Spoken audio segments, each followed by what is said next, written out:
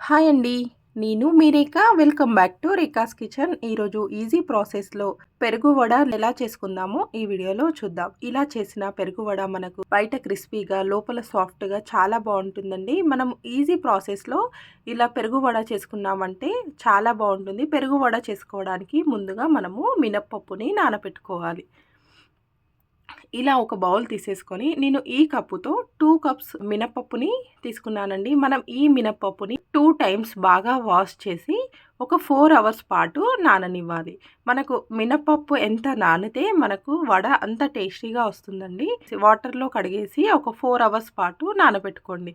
4 hours నానిన తర్వాత మనకు పప్పు ఈ విధంగా నానుతుంది. ఇలా నానిన పప్పుని మనం మిక్సీ జార్‌లో వేసుకొని మెత్తగా మిక్సీ చేసుకోవాలి. మినపప్పు మాత్రమే వేసామంటే సరిగ్గా మిక్స్ అవ్వదండి. ముందుగా మినపప్పుని వేసుకొని ఒకసారి గ్రైండ్ చేసుకొని ఆ తర్వాత కొన్ని వాటర్‌ని వేసుకుంటూ ఈ విధంగా సాఫ్ట్‌గా ఉండేలాగా మిక్సీ చేసుకోవాలి. మరి ఎక్కువ వాటర్ వేయొద్దండి. మిక్సీ చేసేటప్పుడు మధ్యలో ఒక్కొక్క స్పూన్ వాటర్‌ని వేసుకొని ఈ విధంగా సాఫ్ట్‌గా ఉండేలాగా మిక్సీ చేసుకోవాలి. మనం మిక్సీ ఎంత సాఫ్ట్‌గా చేసుకుంటే మనకు అంత బాగా వస్తాయండి. చూసారు కదా! మనం ఇలా ఒక బౌల్‌లోకి మొత్తం మిక్సీ చేసిన మినపప్పుని తీసేసుకొని వీటిని బాగా కలుపుకోవాలి. మనం ఒక 5 మినిట్స్ పాటు బాగా తిప్పుతూ కలుపుకున్నామంటే మనకు వడలు క్రిస్పీగా, సాఫ్ట్‌గా చాలా బాగా వస్తాయండి. వీటిలో ఎలాంటి సోడా కానీ, బేకింగ్ పౌడర్ కానీ యూజ్ చేయకుండా సాల్ట్ మాత్రమే వేసేసుకొని వడలు సాఫ్ట్‌గా వచ్చేలాగా చేసుకుందాం. అట్‌లీస్ట్ మనం ఒక 5 మినిట్స్ పాటు బాగా తిప్పుతూ కలుపుకున్నామంటే మనకు వడలు పొంగుతూ సాఫ్ట్‌గా చాలా క్రిస్పీగా వస్తాయి. ఇలా కలిపేసుకున్న పిండిని పక్కన పెట్టేసుకొని ఈ వడలోకి కావలసిన పెరుగుని రెడీ చేసుకుందాం. ఇలా నేను 1 లీటర్ పెరుగుని మనం రేపు వడలు చేయాలి అనుకుంటే ముందు రోజు నైట్ ఇలా పెరుగుని తోడు పెట్టుకున్నామంటే మనకు పెరుగు ఫ్రెష్‌గా, స్వీట్‌గా ఉంటుందండి. లేదా మీరు బయట నుండి అయినా తెచ్చుకోవచ్చు. మనకు కాకపోతే పెరుగు కొంచెం స్వీట్‌గా ఉండేలాగా చూసుకోవాలి. ఈ పెరుగుని నేను ఇంట్లో ముందు రోజు నైటు తోడు పెట్టుకున్నానండి. చూసారు కదా! మనం ఈ పెరుగుని బాగా కలుపుకోవాలి. మనకు పెరుగులో అక్కడక్కడ పలుకులాగా ఉంటుంది కదా! అది లేకుండా సాఫ్ట్‌గా ఉండేలాగా ఇలా విస్కర్‌తో ఒక 2 మినిట్స్ పాటు బాగా తిప్పుకున్నామంటే సాఫ్ట్‌గా అవుతుందండి. పెరుగు మజ్జిగలాగా అవుతుంది. మనకు సాఫ్ట్‌గా ఉంటేనే వడలు ఈజీగా అబ్జర్వ్ చేసేసి వడ సాఫ్ట్‌గా, జ్యూసీగా అవుతుంది. ఈ పెరుగులోకి కొంచెం సాల్ట్ వేసుకోవాలండి. ఒక పావు టేబుల్ స్పూన్ సాల్ట్ మాత్రమే వేసుకోవాలండి. మనకు ఈ పెరుగు స్వీట్‌గా ఉంటుంది కదా! అందుకే ఎక్కువ సాల్ట్ పట్టదండి. అలాగే మీకు పెరుగు తిక్కుగా ఉంది అనిపిస్తే కొన్ని వాటర్‌ని వేసుకోండి. మనకు పెరుగు ఈ విధంగా మరీ తిక్కుగా కాకుండా, మరీ పల్చగా కాకుండా ఈ విధంగా ఉండేలాగా చేసుకున్నామంటే టేస్ట్ చాలా బావుంటుంది. ఇలా చేసుకున్న పెరుగుని పక్కన పెట్టేసుకొని ఇప్పుడు ఈ పెరుగులోకి కావలసిన పోపుని రెడీ చేసుకుందాం. ఇలా స్టవ్ పైన ప్యాన్ పెట్టేసుకొని ఒక 4 టేబుల్ స్పూన్స్ వరకు ఆయిల్ వేసుకోవాలండి. మనకు ఈ ఆయిల్ వేడెక్కిన తర్వాత ఒక స్పూన్ జీలకర్ర ఆవాలు, అలాగే ఒక 5, 6 ఎండుమిర్చిని ఇలా మధ్యలకు కట్ చేసి వేసుకోవాలి. మనకు ఎండుమిర్చి వేయడం వలన టేస్ట్ చాలా బావుంటుందండి. అలాగే 2 స్పూన్స్ మినప్పప్పు, అలాగే 2 స్పూన్స్ శనగపప్పుని కూడా వేసుకొని కొద్దిసేపు పాటు ఫ్రై చేసుకోవాలి. ఆ తర్వాత 2 రెమ్మల కరివేపాకును కూడా వేసుకొని ఈ పోపుని గోల్డెన్ కలర్ వచ్చే వరకు ఫ్రై చేసుకోవాలి. అలాగే చిటికెడు పసుపుని కూడా వేసుకొని గోల్డెన్ కలర్ వచ్చిన తర్వాత మనం ఇంతకుముందు రెడీ చేసి పెట్టుకున్న పెరుగులోకి ఈ పోపుని వేసేసుకోవాలి. ఇలా పోపు చేసుకోవడం వలన మనకు టేస్ట్ చాలా బావుంటుందండి.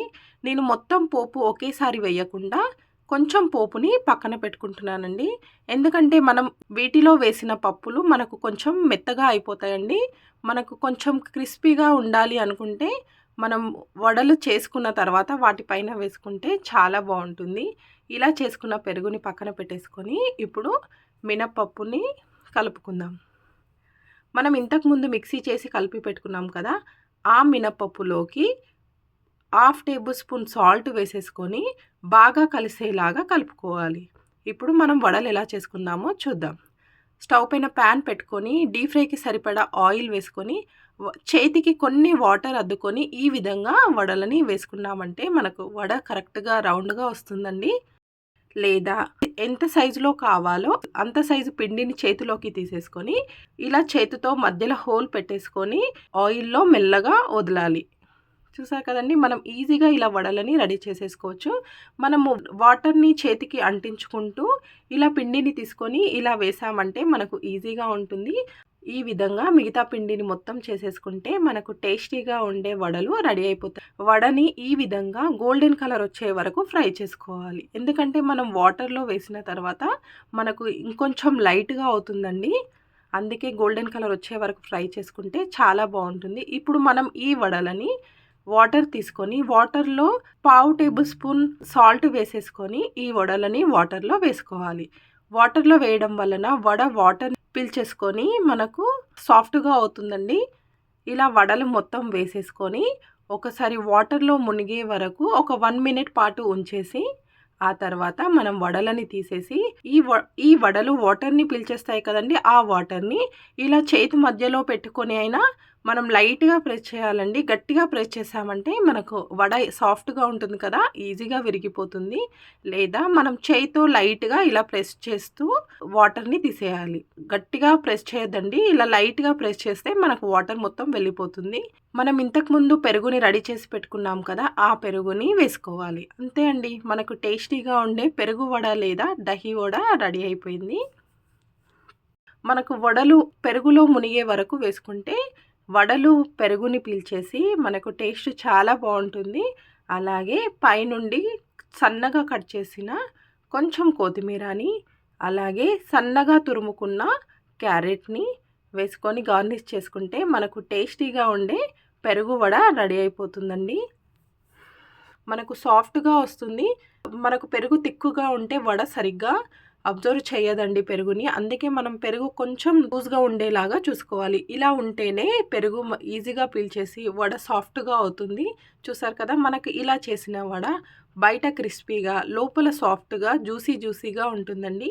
ఈజీ ప్రాసెస్లో మీరు ఇంట్లో కూడా రెడీ చేసేసుకోవచ్చు. ఈ వీడియో కనుక మీకు నచ్చితే లైక్ చేయండి, అలాగే షేర్ చేయండి. మరికొన్ని కొత్త రెసిపీస్ కోసం రేఖాస్ కిచెన్ని సబ్స్క్రైబ్ చేసుకోండి. Thank you for watching.